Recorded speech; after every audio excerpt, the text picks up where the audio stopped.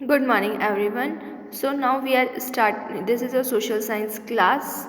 So हम electoral politics chapter पढ़ रहे थे, जिसमें हम स्टार्ट करेंगे अब एक्सेप्टेंस ऑफ इलेक्शन आउटकम, कि इलेक्शन को लोग एक्सेप्टेड करते हैं और उससे क्या आउटकम होता है, क्या फ़ायदा होता है. One final test of free and fairness of election has in outcome itself. यानी कि एक जो हम ये देख सकते हैं कि इलेक्शंस कितने सही तरीके से होते हैं, फ्री और फेयर, मतलब कितने सही होते हैं, इस चीज़ को देखने का है कि उसका आउटकम कैसा होता है, मतलब रिजल्ट कैसा होता है. If elections are not free और fair the outcome always favours the powerful. अगर इलेक्शन सही तरीके से नहीं हुए होंगे तो हमेशा टीम कौन सी जीतेगी, वो पार्टी जो बहुत ज़्यादा पावरफुल है. In such situation the ruling party do not lose elections. और इसमें क्या होगा कि जो पार्टी पहले से रूल कर रही है, जैसे अभी कांग्रेस रूल कर रही है और इलेक्शंस हुए, तो फिर वो कभी नहीं हारेगी. क्यों? क्योंकि वो जीत जाएगी, पावरफुल होगी. Usually the losing party does not accept the outcome of a rigged election. और जो पार्टी हारेगी वो कभी उस रिजल्ट को एक्सेप्ट नहीं करेगी. The outcome of Indian elections speaks for itself.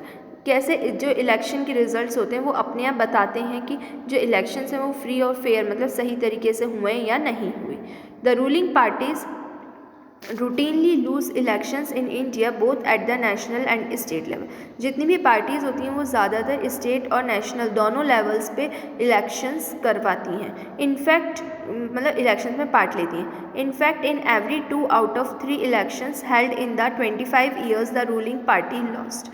और ज़्यादा से ज़्यादा कोई भी पार्टी जो होती है वो एवरी 2 आउट ऑफ 3 इलेक्शंस, 2 या 3 इलेक्शन ज़्यादा से ज़्यादा जीतती है और इससे बाद वो नहीं जीत पाती.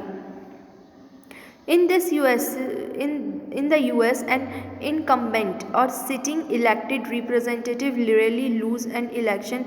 In India, about half of the sitting MP और MLAs lose election. कई बार ऐसा होता है कि जो पहले से रूलिंग पार्टी है वो इलेक्शन नहीं हारती अगर वो अच्छे से काम कर रहे हैं तो, और कई बार ऐसा होता है कि वो हार भी जाते हैं. Candidates who are known to have spent a lot of money on buying votes. जो कैंडिडेट बहुत लोगों को जानते हैं वो ज़्यादातर उनको पैसे देके वोट खरीदने की कोशिश करते हैं, मतलब मनी देके फोर्स करते हैं कि आप हमें वोट कीजिए. And those with the criminal connections often lose elections. और जो लोग क्रिमिनल से मिले होते हैं या मतलब क्राइम करते हैं वो ज़्यादातर इलेक्शंस को हार जाते हैं. Barring a very few disputed elections, the electoral outcomes are usually accepted as people's verdict by the defeated party. और ऐसा बहुत कम होता है कि पार्टी के बीच में कई बार डिस्प्यूट्स हो जाते हैं जिनसे पार्टी डिस्टर्ब हो जाती है और ये उसके एक कारण होता है हारने का. ये जो पार्टीज़ होती हैं उसमें कई बार जो पीपल होते हैं, मेंबर्स होते हैं, उनके बीच में एक तरीके से हम देख सकते हैं कंपैटिबिलिटी नहीं होती, तो इसलिए भी वो लोग हार जाते हैं. Challenges to free and fair elections. Free और फेयर इलेक्शन के लिए सबसे बड़ा चैलेंज होता क्या है? All this leads to simple conclusion. अगर हमने इतना सब पढ़ा है तो उसको देख के हम किस एक सिंपल कंक्लूजन पे आ सकते हैं. In India are basically free and fair. कि इंडिया में जो इलेक्शंस होते हैं क्या वो फ्री और फेयरली होते हैं? The party that wins and elections and form government does so because people have choose it over it rivals. India में हम कह सकते हैं जो इलेक्शंस हैं वो काफ़ी हद तक फ्री एंड फेयर होते हैं क्योंकि पार्टी जो होती है वो गवर्नमेंट द्वारा ही पार्टी जो होती है वो पीपल द्वारा ही सेलेक्ट की जाती है.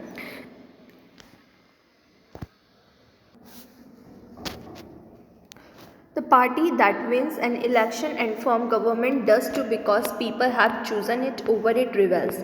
This may not be true for every constituency. A few candidates may win purely on the basis of money, power and unfair means. और कुछ कैंडिडेट्स तो बिल्कुल ऐसे होते हैं जो मनी की पावर से यानी कि वोट्स को खरीदते हैं और जीतते हैं. But the overall verdict of general election still reflects popular preference. लेकिन हर जगह ऐसा नहीं हो सकता, इसलिए कुछ जगह ऐसी होती ही हैं जहां गवर्नमेंट सिर्फ लोगों के पसंद की ही होती है. There are often few expectations to this rule in the last 60 years in our country. This is what makes Indian elections democratic. और इसीलिए 60 years से यही होता है कि लोग ज़्यादातर मनी के बहकावे में आके लोगों को वोट नहीं देते, वो उसी गवर्नमेंट को वोट देते हैं जिसको वो पसंद करते हैं। इसलिए हमें लास्ट 60 ईयर से देखने को मिलती है कि इंडिया के जो इलेक्शंस हैं वो फ्री एंड फेयर होते हैं और गवर्नमेंट लोगों के पसंद की ही आती है। इसलिए जो इंडिया के इलेक्शंस होते हैं वो डेमोक्रेटिक इलेक्शंस कहलाते हैं। Yet the picture looks different if we ask deeper question, are the people preferences based on real knowledge?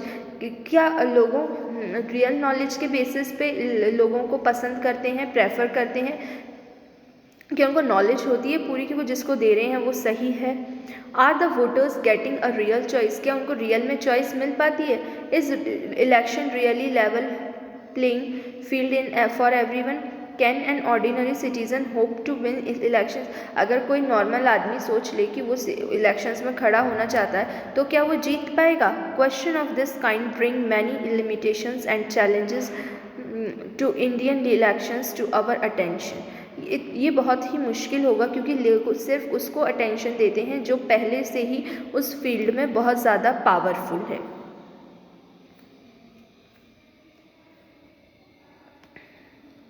Candidates and parties with a lot of money may not be sure of their victory, but they do not enjoy big and unfair advantage over smaller parties and independent. कोई party कितनी भी बड़ी क्यों ना हो और उसके पास कितना ही पैसा क्यों ना हो, पर क्योंकि अगर कंट्री में इलेक्शंस करवाने का तरीका जो है वो बिल्कुल फ्री एंड फेयर होता है, इसलिए और वोटर्स जो होते हैं वो अवेयर होते हैं, उनको मनी से नहीं खरीदा जा सकता। इसलिए जितनी भी बड़ी पार्टीज़ होती हैं या रिच पार्टी होती हैं वो स्मॉल पार्टी को नहीं दबा पाती। In some parts of country candidates with criminal connection have been able to push others out of the electoral race and to secure a ticket from major parties. और कुछ party ऐसी भी होती हैं कंट्री में, कुछ या फिर हम कह सकते हैं कंट्री के कुछ पार्ट्स में ऐसा भी होता है कि जो कैंडिडेट पहले ही क्रिमिनल्स के साथ जिनका कनेक्शन होता है वो दूसरों को पुश करते हैं इलेक्शंस में खुद जाने की बजाय, क्योंकि उन्हें पता है कि उनका क्रिमिनल रिकॉर्ड है या वो उनके साथ मिले हुए हैं तो उनको ज़्यादातर वोट नहीं मिलेंगे, इसलिए वो दूसरों को अपनी पार्टी से टिकट देते हैं। Some families tend to dominate political parties. Tickets are distributed to relatives from these well. और कुछ लोग ऐसे करते हैं जो पॉलिटिकल पार्टी से बिलोंग करते हैं, वो अपनी फैमिली के दूसरे मेंबर्स को टिकट दे देते हैं। And very often elections offer little choice to ordinary citizen.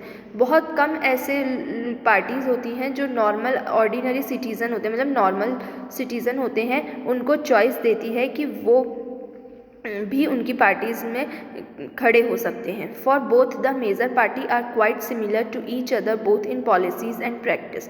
ऐसा बहुत कम होता है कि वो किसी नॉर्मल ऑर्डिनरी सिटीज़न को चांस देते हैं नॉमिनेट होने का। Small parties and independent candidate suffer a huge disadvantage compare to big parties. और बिग पार्टीज़ के कंपैरिजन में देखें तो इस चीज़ का स्मॉल पार्टीज़ को बहुत नुकसान होता है। तो हमने इतनी काफ़ी सारे रूल्स, चैलेंजेस, चीज़ें देखी इस चैप्टर में। नाउ हम इसका लास्ट कंक्लूजन रीड करेंगे। These challenges exist not just in India but in many established democracies. These deeper issues are a matter to concern for those who believe in democracy. That is why citizens, social activities and organizations have been demanding reforms in our electoral system. Can you think of some reforms? What can an ordinary citizen do face these challenges? तो जितनी भी ज़्यादातर democratic country हैं उन सब में हमें elections and democracy में ये प्रॉब्लम देखने के लिए मिलेंगी। सब सिटीजन्स को इस प्रॉब्लम को फेस करना पड़ता है, बट अल्टीमेटिवली डेमोक्रेटिक गवर्नमेंट जो होती है वो लोगों के मतलब पीपल के पसंद की होती हैं, जिससे उनको एडवांटेज मिलता है। How are some facts of Indian elections? Comment on each of these wherever they reflect the strength और weakness। हम देख सकते हैं कि कुछ इसके फ़ायदे होते हैं और कुछ नुकसान। The 16th Lok Sabha has 12% women member. जैसे हम इसके फ़ायदे में देख सकते हैं कि 16 लोकसभा जो थे उसमें 12% वुमेन मेंबर थी, मतलब वुमेन थी। The election commission other refuses to accept the government's advice about when the election should be held। अगर इलेक्शन कमीशन के अकॉर्डिंग देखें तो उनने भी इस चीज़ को रिफ्यूज़ कर दिया था एक्सेप्ट करने से कि गवर्नमेंट कोई एडवाइस नहीं देगी इलेक्शंस के बारे में। The 16th Lok Sabha has more than 440 members whose assets are more than 1 crore. 16th Lok Sabha में ये कह दिया गया था कि जिसके पास भी 440 मेंबर्स ऐसे थे जिनके पास 1 करोड़ से ज़्यादा असेट है, मतलब 1 करोड़ से ज़्यादा की इनकम है, मतलब हम कह सकते हैं उनके पास इतना उनका सेविंग है। After losing an election the chief minister said I respect the people's verdict. एक चीफ मिनिस्टर ने किसी मतलब स्टेट के जो चीफ मिनिस्टर थे वो जब एक इलेक्शन में हार गए तो उन्हें ये कहा कि मैं पीपल ने अगर मुझे लोगों ने वोट नहीं दिया तो मैं इस चीज़ को भी एक्सेप्ट करता हूँ कि मेरी कोई गलती हुई होगी इसलिए उनने मुझे वोट नहीं दिए। तो ये कुछ चीज़ें हैं जो इलेक्शंस के या डेमोक्रेटिक गवर्नमेंट में फ़ायदे होते हैं अधिकतम। अगर हम इसमें दूसरा फॉर्म ऑफ गवर्नमेंट देखेंगे तो उसमें पीपल को इतना चॉइस नहीं मिलता, इसलिए डेमोक्रेटिक गवर्नमेंट के ये एडवांटेजेस होते हैं कि इसमें हम पीपल को फ्री एंड फेयर चॉइस मिलती है कि वो अपनी गवर्नमेंट को खुद सेलेक्ट कर सकते हैं। Thank you.